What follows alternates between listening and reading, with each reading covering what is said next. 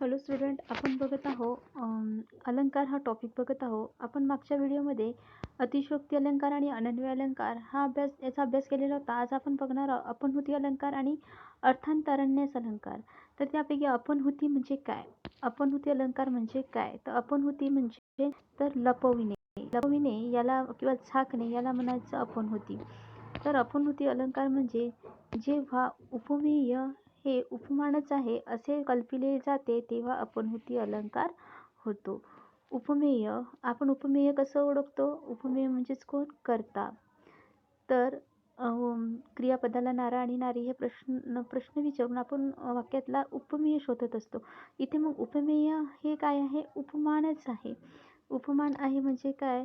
जसं आपण बघितलं होतं की श्याम जो आहे तो काय वाघासारखा शूर आहे असं बघितलं होतं. मग आहे असणारा कोण होता? तो श्याम होता. आणि श्याम काय होतं? उपमेय होतं. आणि कशासारखा शूर होता? तो वाघासारखा शूर होता. मग वाघ कसा होता? तो उपमान होता. तर त्याचप्रमाणे आज आपण बघणार आहोत. उदाहरण बघा, अपनहुती अलंकार. उपमेय हे उपमानच आहे असे कल्पिले जाते तेव्हा तो कोणता अलंकार होतो? अपनहुती अलंकार. न हे नयन पाकळ्या उमलल्या सरो जातील. तेव्हा न हे नयन, नयन म्हणजे डोळे. डोळे काय आहे इथे? उपमान, उपमेय आहे. आणि सरोज आणि नंतर काय आहे? उमललेल्या पाकळ्या सरो जातील. पाकळ्या, डोळे हे कसे आहे? पाकळ्या आहे, पाकळ्यासारखे आहे. सरोज म्हणजे सरोवर. सरोवरातील जे आहे ते सांगत आहे की डोळे हे कशाप्रमाणे आहे? तर पाकळ्या ज्या आहे त्या पाकळ्या कमळाच्या पाकळ्याप्रमाणे आहे. कमळाच्या उमललेल्या पाकळ्याप्रमाणे काय आहे? डोळे आहे. आणि न हे वदन, वदन म्हणजे चेहरा. चंद्रमा शरदीचा गमे केवळ. आणि चंद्रमा म्हणजे वदन म्हणजे काय? तर चेहरा. आणि शरदीचा गमे, चेहरा कसा आहे? शरद ऋतूतल्या चंद्राप्रमाणे जो आहे तो चेहरा आहे म्हणते. म्हणजे इथे बघा, तर नयन, नयन म्हणजे डोळे. डोळे कसे आहे म्हणते? डोळे कशाप्रमाणे आहे? तर पाकळ्या, उमलत्या पाकळ्याप्रमाणे आहे. आणि चेहरा, चेहरा कशाप्रमाणे आहे? चंद्रमा शरदीचा गमे याच्याप्रमाणे आहे. म्हणून नयन काय आहे? उपमेय आहे. आणि पाकळ्या काय आहे? उपमान आहे. आणि इथे वदन म्हणजे चेहरा काय आहे? उपमेय आहे. आणि शरदीचा गमे, चेहरा जो आहे, चेहरा इथे काय आहे? चेहरा शरद ऋतूच्या चेहरा जो आहे तो काय आहे? शरद ऋतूतील चंद्राप्रमाणे आहे. म्हणजे शरद ऋतूतील चंद्राप्रमाणे असणारे काय? इथे आपण असा प्रश्न विचारला आहे. संस्कृतमध्ये एवढा आहे आणि मराठीत जर करून विचारला तर काय आहे? शरद ऋतूच्या चंद्राप्रमाणे असणारे काय आहे? चेहरा आहे. म्हणून चेहरा काय आहे? आपला कर्ता. कर्ता म्हणजेच उपमेय. आणि म्हणून उपमेय हे वदन काय आहे? हे आपलं उपमेय आहे. आणि इथे काय आहे? डोळे जे आहे, डोळे, नयन म्हणजे डोळे. डोळ्याचं जे आहे, डोळे कशाप्रमाणे आहे म्हणते? पाकळ्यांप्रमाणे आहे. म्हणजेच काय केलेलं आहे? उपमेय हे काय आहे? उपमानच आहे. उपमानच आहे. म्हणजे डोळे कशाप्रमाणे आहे? हे पाकळ्याच प्रमाणे आहे. आणि चेहरा कशाप्रमाणे आहे? तर शरद ऋतूतील चंद्रमाप्रमाणेच आहे असं दाखवलेलं आहे. आणि असं जिथे दाखवलेलं असते तिथे अपनहुती अलंकार असतो. मग दुसरं उदाहरण घ्या. न हा अधर तोंडले नवत दात हे हिरे.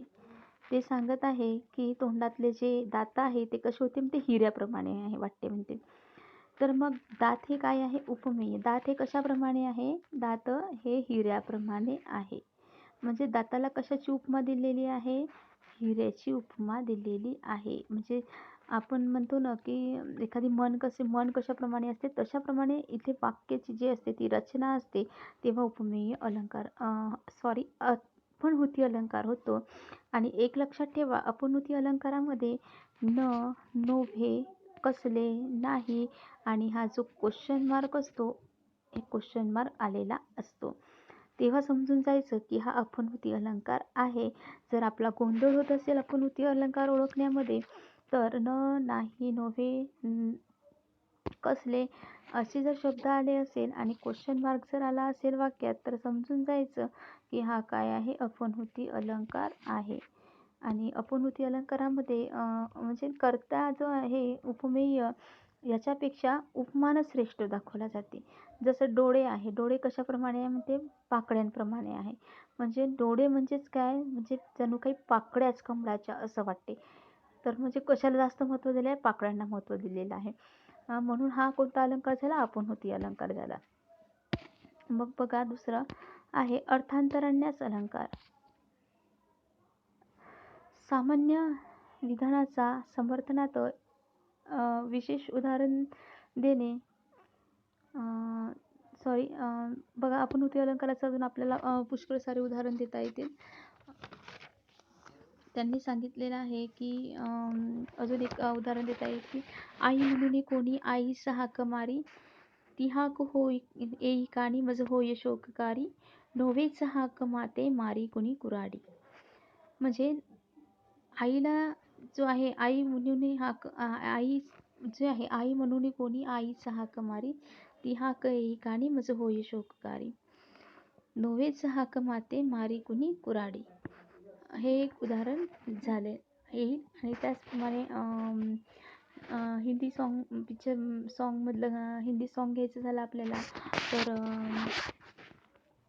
एक प्यार का नगमा है, मौजों की रवानी है, जिंदगी और कुछ नहीं तेरी मेरी कहाणी है. म्हणजे इथे काय जिंदगी काय आहे, जिंदगी हे काय आहे, बाकी काहीच नाही तर कोणाची कहाणी आहे, आपल्या सगळ्यांची कहाणी आहे. म्हणजे जिंदगी इथे काय आहे उपमेय होते आणि तेरी मेरी कहाणी काय येते उपमान येते. तर अशा प्रकारे आपुनहोती अलंकार होतो.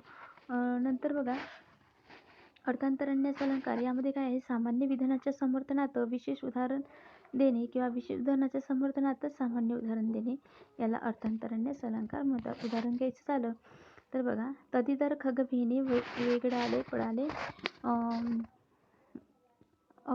अवनचल केली जे कराया मिळाले, स्वजन गवसला जो त्याच पासी नसे, तो कठीण समय येता कोण कामास येतो. इथे नल दमयंती संवादमधलं जे आहे ते संस्कृत जी आहे ते हे आहे काव्य ओळ. राजहंस जे आहे राजहंस जो आहे नलराजा जेव्हा हंसाला पकडायला जातो तेव्हा बाकीचे त्याच्या साईडचे असलेले हंसाच्या साईडचे म्हणजे आजूबाजूला असलेले जे पक्षी आहे, बाकीचे हंस जे आहे ते हंस काय होते म्हणते, बाकीचे हंस पळून जाते आणि तो हंस जो आहे तो हंसच फक्त एकटा राहतो. त्याच्यासोबतचे हंस जे आहे ते काय होतात, आपला जीव घेऊन उडून जातात. आणि म्हणून इथे म्हटलेलं आहे की कठीण प्रसंगी जे आहे ते कोणी कामास येत नाही, तर सगळेजण आपापला जीव घेऊन काय आहे ते पळू लागतात. म्हणून का बरं असं म्हटलेलं आहे, कारण हंसाच्या सोबती असलेले जे हंस पक्षी होते ते आपला जीव वाचवण्यासाठी पळून गेले की हंसाला एकटं सोडून जे आहे दिलं. म्हणून इथे न कठीण समय येता कोण कामास येतो. आणि हा जो सिद्धांत आहे हा सगळ्यांना लागू पडतो की खरंच आहे की कठीण प्रसंगी जे आहे ते कोणीही कामाला येत नाही. आणि आपण असं उदाहरण जे आहे आपण प्रत्येकाला देत असतो की एखाद्या नातेवाईकाच्या बाबतीत किंवा मित्राच्या मैत्रिणीच्या बाबतीत अशी कोणती गोष्ट घडली तर आपण म्हणतो अरे माझ्या बाबतीत हे असं असं घडलं, असं असं झालं. मग तेव्हा आपण म्हणतो की नाही बा, जेव्हा समोर ज्या कठीण प्रसंग येतो तेव्हा जे आहे ते कोणीच म्हणजे कोणीच कामी येत नाही, ज्याचं त्याला जे आहे त्या कठीण प्रसंगाला काय होते समोर जावं लागते. म्हणून जे आहे हा जो आहे काय आहे विशेष सिद्धांत आहे. विशेष सिद्धांत म्हणजे सर्वांना लागू पडणारी गोष्ट आहे. म्हणून जो आहे इथे काय होतो अर्थांतरन्यास अलंकार होतो. आणि त्याचप्रमाणे दुसरं जर उदाहरण घ्यायचं आपल्याला, होई जरी हे तुमच्या पुस्तकातलं उदाहरण आहे, होई जरी सतत दुष्ट संग न पावती सज्जन सत्वभंग.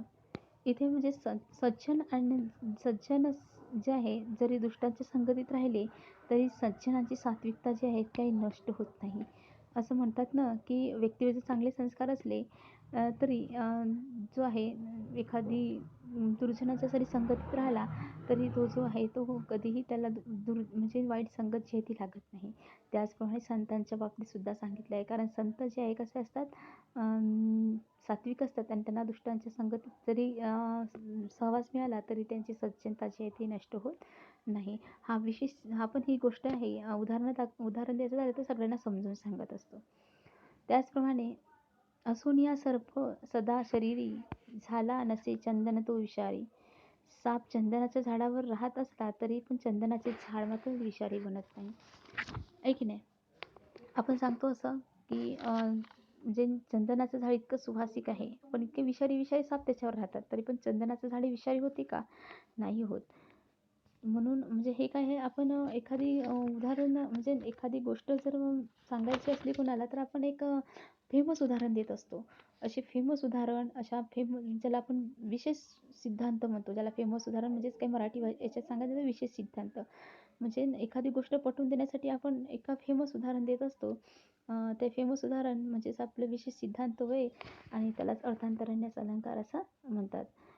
त्याचप्रमाणे बघा, एखादी जर आपण वाईट गोष्ट केली असेल तर आपण म्हणतो ना, एका हाताने कधीतरी टाळी वाजते का? म्हणजे एका हाताने टाळी वाजत नाही म्हणजे काय तर म्हणजे दुसऱ्याचाही दोष असतो, दोघांचाही दोष असेल, एका हाताने टाळी वाजत नाही. म्हणजे आपल्याला माहीत आहे की एका हाताने टाळी वाजत नाही म्हणजेच काय तर एकाचाच दोष नसेल, दोष दोघांचाही असेल, आपण तसं सांगतो. म्हणजे काय विशेष सिद्धांत म्हणजे याला म्हटलं जाते विशेष सिद्धांत. आणि जेव्हा विशेष सिद्धांत आणि सामान्य सिद्धांत जे आहे, सामान्य विधानाच्या समर्थनात विशिष्ट उदाहरण देणे किंवा विशिष्ट उदाहरणाच्या समर्थनात सामान्य उदाहरण देणे यालाच अर्थांतरन्यास अलंकार म्हणतात. हे झालं आपलं अर्थांतरन्यास अलंकार.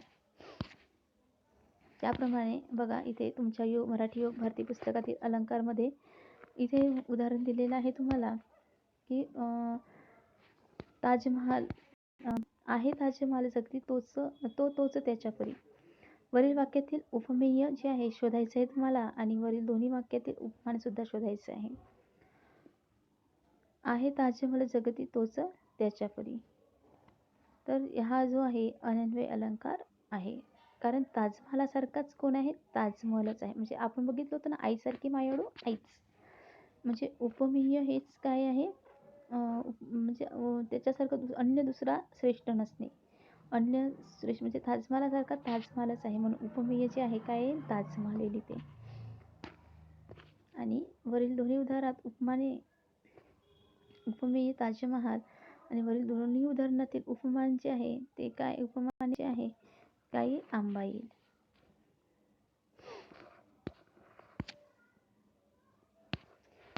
नंतरच बघा, याच्यामध्ये वरील उदाहरणातील पहिल्या ओळीत उपमेय आणि उपमान जे आहे ते शोधायचे आहे. उपमेय काय आहे? नयन. आणि उपमान जे काय आहे? कमळातील पाकळ्या. आणि दुसऱ्या ओळीत येते उपमेय म्हणजे वदन आणि उपमान म्हणजे शरद ऋतूतील चंद्र. याच्यामध्ये जे आहे